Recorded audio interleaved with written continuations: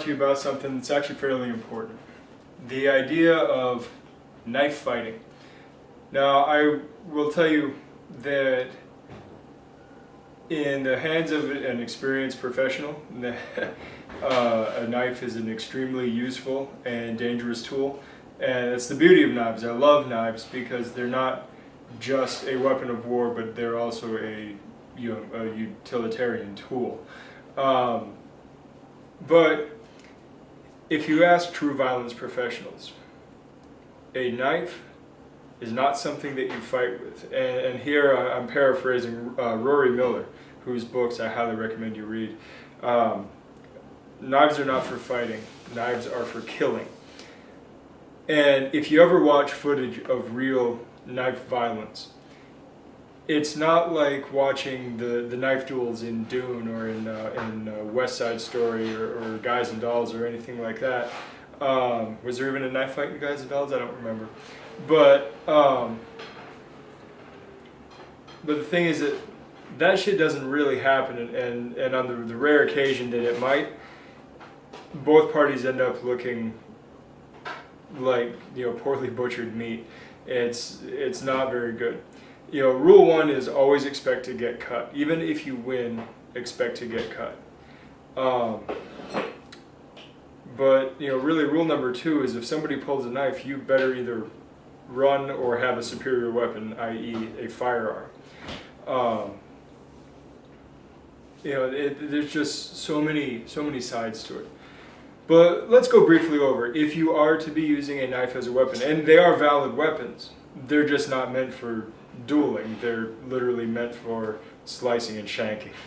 They're really meant to stop a threat as immediately as possible. They're not meant for fighting or dueling as we think of it. So I want to just go over a couple of basics. So let me grab my examples. Okay, show you one. It's a basic military style fighting knife. This is an older one. It's a K-bar. As far as I know, it's Air Force issue. It's an older one. Leather wrapped handle, leather sheath.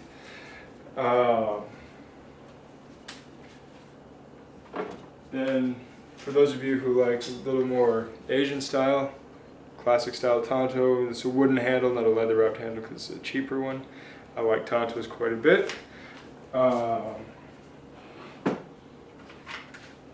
want to get a little wild and crazy, this is a very cheap piece, but I like the way it looks, so I spent the money on it. Nice big belly Bowie style, although this is definitely a fantasy piece. Also has a little spike in the butt. Not really recommended for much of anything except for a showpiece.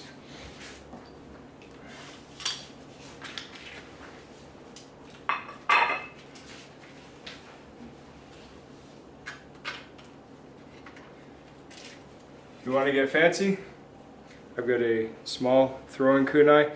Kunai were actually not historically used as weapons. They were based off of a trowel, which ninjas actually used to poke holes in walls. So forget the kunai.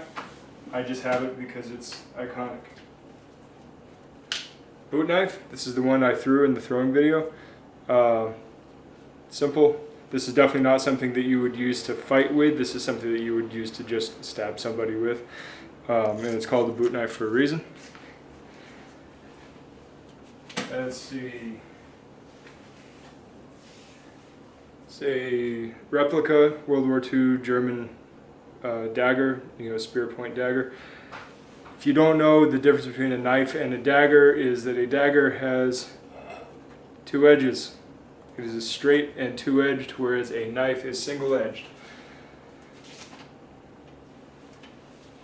This one, I don't know, it's just a modern, big belly style knife. I like this one. This one feels well.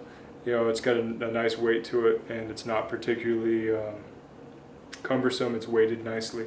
So this one is a favorite of mine for utility purposes. And if you were to fight with a knife, a chopper like this would be much nicer. Then a more modern style Tanto. Tanto, as you can see, has a more chisel style tip. It's based off of a Japanese design, although I assure you this was not made in Japan. This was made in China. China making a Japanese style. This one also has a glass breaker on it and a hard sheath. Hard sheaths are tactically nice, but they don't feel nice. Then for daily carry, most of you are familiar with something similar to the buck knife. Something that fits inside the palm of your hand. Legal in most places. Look up your knife laws. It's important. Not everything is legal everywhere. Luckily here in Arizona, most things are legal. This is my favorite. This one is a slight bit bigger. Tonto edge again. This was a gift. The Cold Steel Recon 1. If you are going to get a folder, I highly recommend Cold Steel. Their folders are extremely strong and durable. Fixed blade is always stronger, always more readily available. Unfortunately, it is more cumbersome to carry. So if you're going to carry a fixed blade, find something that's going to be comfortable and, of course, compliant with the laws. Folding knives, I find, are a little bit more convenient. And as I don't plan on doing a lot of knife fighting, but just use it for utility and for, if I ever have to defend myself with something more than my hands, it's particularly useful. Cold Steel is about the best you can get. Production models, I mean, without going, super high-end custom shop stuff. I mean, there are other good companies that are right on par. Columbia River is pretty damn good too.